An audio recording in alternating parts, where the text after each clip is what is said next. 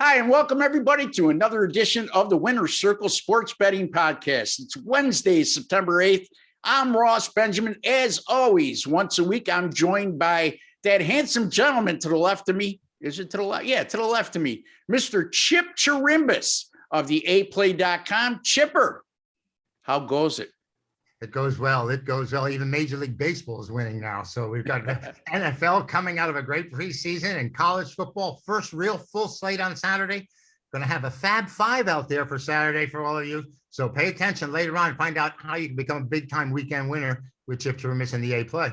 It's a great time of year. It's like Christmas for us in the sports betting industry.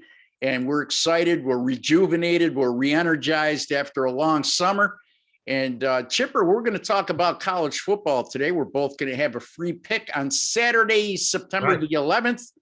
And let's start with you. You like something in the Toledo Notre Dame game, as I understand. You and I watched Notre Dame last week, and we both had Florida State. And I felt very, very fortunate to come away with the winner. And yet the game went overtime. And I really thought Notre Dame was in control, in command the entire time. Very impressed with their receivers, particularly their tight ends who are NFL bound. Their wide receivers are huge, and they have great hands, and they have someone that gets them the ball now. Jack Cohn coming from Wisconsin. You know, Ross, Wisconsin doesn't need a quarterback. We saw what Mertz did on Saturday against Penn State. What did they get him for? So he comes over to Notre Dame, and the super senior fills in 25 completions, 366 yards, Ross. A tremendous day. Except the Irish did have difficulty moving the ball on the ground, only 65 yards. I think that's something Kelly's probably going to work on this weekend. You know, Toledo's always been a stalwart from the MAC, and they're coming, and this is probably their biggest game of the year, coming to play Notre Dame, and they know it's nationally televised. 22 returning starters, very unusual, unless you're the Tampa Bay Buccaneers. I mean, they win their first game, 49-10, Ross. They beat Norfolk State.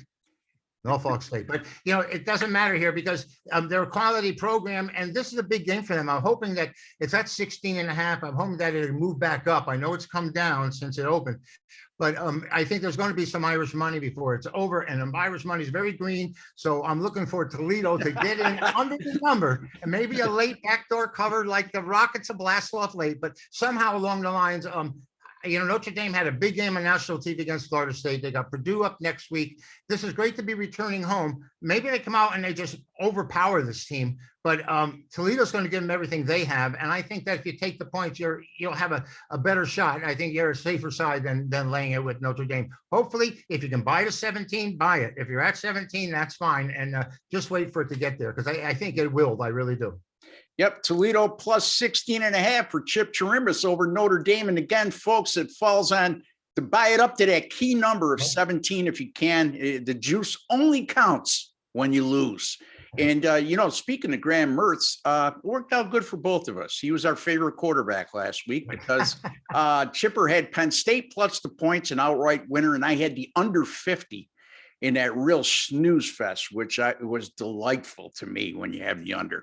Anyway, I'm going to take a look at the Iowa and Iowa State game, big rivalry game being played in Ames on Saturday afternoon, 4:30 p.m. Eastern time kickoff.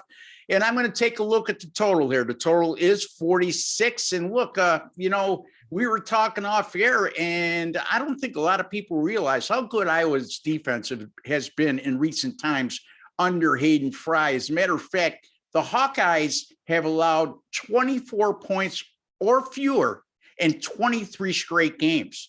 The last two times they played Iowa State, they defeated them on both occasions by scores of 18-17 and 13-3. Now, Iowa State, as a 31.5 point favorite, escaped with just a 16-10 win over Northern Iowa. In Northern Iowa plays at the FCS level, but they're a pretty good FCS program. Having said that, they were only able, meaning the Hawkeyes, only able to amass 335 yards of total offense against an FCS team.